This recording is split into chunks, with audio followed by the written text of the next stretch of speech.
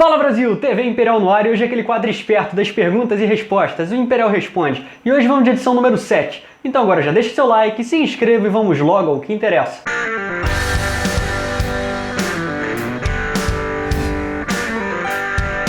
E começamos com a pergunta do Robert Pinheiro. É verdade que a Inglaterra estava colocando pressão para o Brasil abolir a escravidão, afundando navios brasileiros? Boa pergunta, cara. Então, Robert, essa ideia de que a Inglaterra forçou a abolição nada mais é do que uma mentira para desqualificar o trabalho da monarquia, principalmente da família imperial brasileira. Tudo bem, é fato que os ingleses tinham interesse na abolição para aumentar o mercado consumidor e etc. Mas o trabalho da abolição foi feito por brasileiros, incluindo a família imperial. Basta você ler as falas do trono dos imperadores, ver as ações sociais que a princesa Isabel fazia.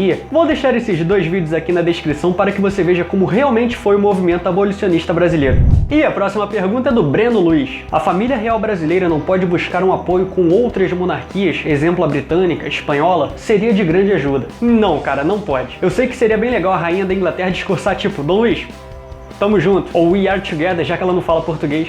Brincadeira, cara, mas não pode, porque querendo ou não, o Brasil é uma república e uma ação desse tipo causaria um grande desconforto diplomático. E agora o Paulo Ricardo questiona, tendo em vista que os herdeiros só podem casar com outros herdeiros de outros países, se o imperador ou imperatriz casado com um estrangeiro morre, seremos governados por um nobre de outro país? Pergunta constitucional, gostei. E não, nós não seremos governados por estrangeiros. A própria Constituição de 1824 define que se o imperador vier a falecer, seu herdeiro já assume logo o trono. Ficaríamos parecido com a Inglaterra, quando o rei George VI faleceu e a rainha Elizabeth II assumiu seu lugar, e não sua mãe, a esposa do rei. Também tivemos esse exemplo no Brasil, quando em 1981 o príncipe Dom Pedro Henrique faleceu e seu filho Dom Luís já assumiu seu lugar como chefe da casa imperial, e não sua esposa Dona Maria da Baviera.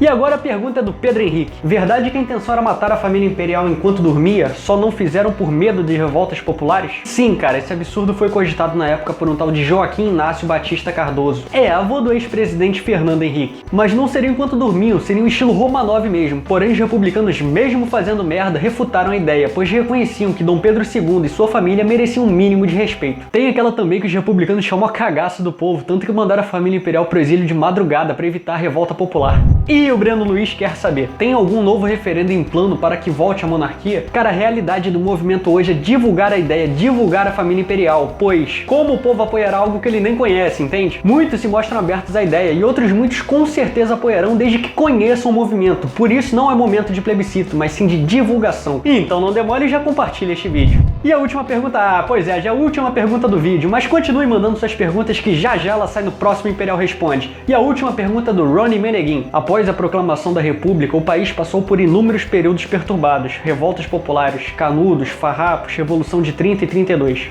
Não tivemos muitos períodos de estabilidade, na verdade a maioria do tempo da República foi em volta de sangue brasileiro derramado, golpes, etc. A minha pergunta é, a República foi culpada de todas essas questões internas? Caso fosse a monarquia, qual teria sido a diferença referente a esse período? Pô, cara, isso é uma pergunta ou uma redação do Enem? Cara, a República, principalmente no início, foi marcada por muitas revoltas populares porque tudo era feito na base da força. Era mais ou menos, ou você faz isso ou será preso. É, foi essa democracia republicana que proclamaram no Brasil. Esse tipo de coisa gera instabilidade e aliado ao jogo de interesses das oligarquias que tomaram poder, não poderia ter dado em outra coisa que não fosse merda. Aí você fala, no Império não teve revolta, né? É fato que tiveram períodos conturbados no Império, mas isso é comum em todo país independente há pouco tempo. Os Estados Unidos também tiveram períodos assim. A diferença é que tudo isso já estava no passado. O Império já era um país estabilizado e em pleno desenvolvimento, com liberdade política e de imprensa. Aí me vem meia dúzia de mongolão com a democracia republicana, me instauram uma ditadura, censuram a imprensa e passam a perseguir a oposição, incluindo o pessoal que ajudou na proclamação da República.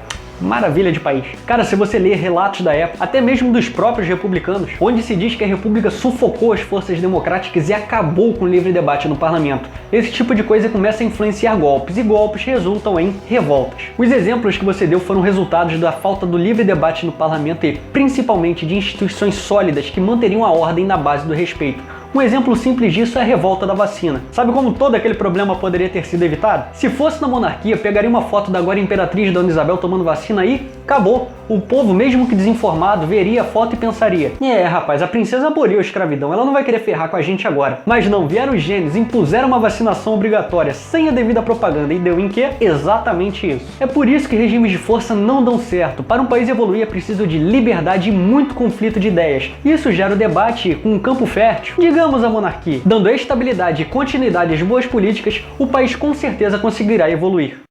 E é isso aí, mandem suas perguntas. Sabe como é que é, né? Lembra da escola? Quando você tinha uma dúvida, o que a tia mandava você fazer? Levanta o dedo e pergunta em voz alta, que a sua dúvida também pode ser a dúvida do colega. E aqui é a mesma coisa, mandem suas perguntas que já ela sai no próximo Imperial Responde. E se gostou, curta e compartilhe para ajudar na divulgação do canal. E agora você já sabe, se não é inscrito, se inscreva para não perder nenhuma novidade. Já somos mais de 6.700